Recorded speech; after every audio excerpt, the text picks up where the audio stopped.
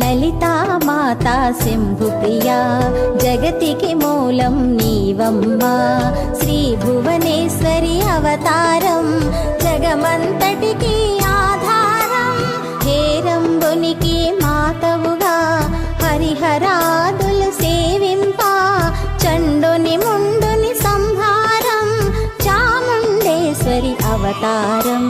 పద్మరేకుల కాంతులతో బాలా త్రిపుర సుందరిగా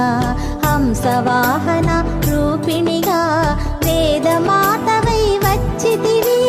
శ్వేత వస్త్రము ధరించి అక్షరమాలను పట్టుకొని